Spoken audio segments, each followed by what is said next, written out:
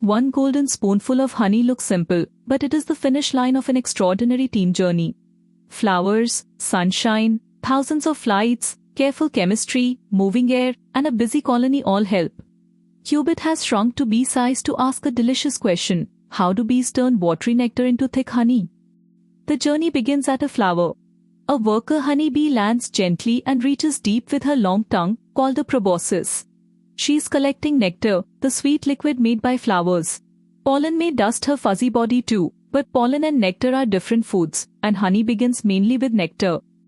Nectar is not ready-made honey. It is mostly water, with dissolved sugars and tiny traces of other plant substances. Its recipe changes between flower species and even with the weather. The bee draws this thin liquid upwards and stores it for the flight home, rather like filling a very small living flask. That flask is her crop, often called the honey stomach. It is a special storage pouch connected to, but separate from, the stomach where she digests her own meal. A valve helps control what passes onwards, so the nectar can travel inside the bee without simply becoming her lunch on the way. The transformation has already started. Enzymes from the bee mix with the nectar. One, called invertase, helps split sucrose into the simpler sugars glucose and fructose. Another enzyme, glucose oxidase, contributes to honey's acidity and protective chemistry. Bees are not cooking the nectar, they are changing it molecule by molecule. Back at the hive, the forager meets a house bee and passes over a small nectar droplet, mouth to mouth. This safe bee-to-bee transfer is called trophallaxis. The droplet may pass between several workers, mixing with more enzymes each time. No queen gives orders, thousands of workers respond to local needs together. Next, house bees place small droplets into open wax cells. They may move the liquid between cells or hold a droplet briefly on their mouthparts. Spreading it into thin films gives more water molecules access to the air. It is careful processing, not one giant pour into a honey warehouse. Fresh nectar can contain roughly 70 or 80% water. Ripe honey usually contains only about 17 to 20%. To remove so much water, bees fan their wings near the hive entrance and across the comb. Air flows through the nest, carrying water vapor away like invisible luggage. Warm hive conditions also help evaporation, but bees do not boil the nectar.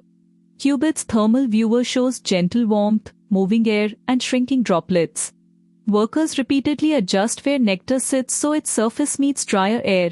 Hour after hour, the liquid becomes more concentrated, more syrupy, and much slower to slosh.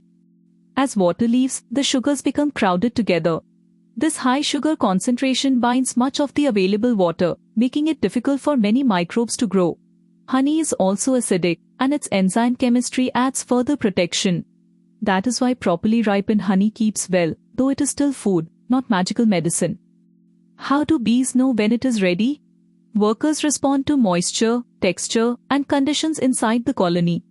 When the honey is sufficiently ripened, they fill the cell and seal it with a thin wax cap.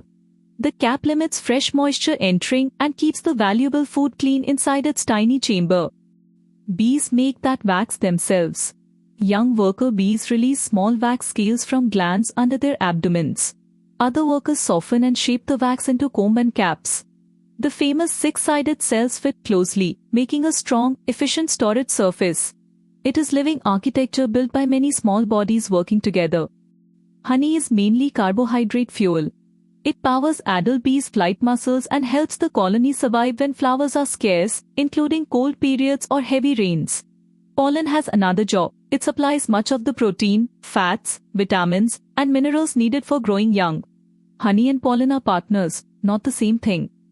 Different flowers can produce honeys with different colors, aromas, and flavors because their nectars contain different plant compounds. A mustard field, lychee orchard, forest blossom, or wildflower meadow can each influence the final jar. Bees usually blend many visits, so every batch is a map of a landscape and a season. Finding those flowers is another team achievement.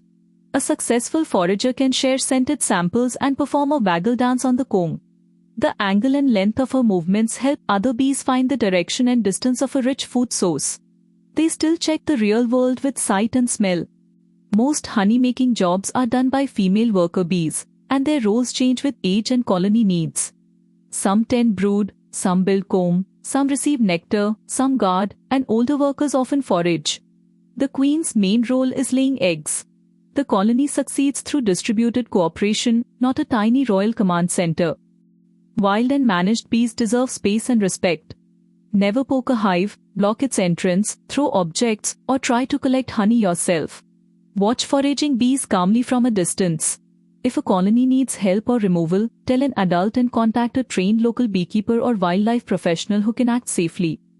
Now Qubit can follow every step. Flower nectar enters a forager's crop, enzymes begin reshaping its sugars, workers share and spread droplets, wing-powered airflow removes water, and wax caps protect the ripe honey. One spoonful represents thousands of visits and a whole colony's cooperation. That is how bees make honey, drop by patient drop.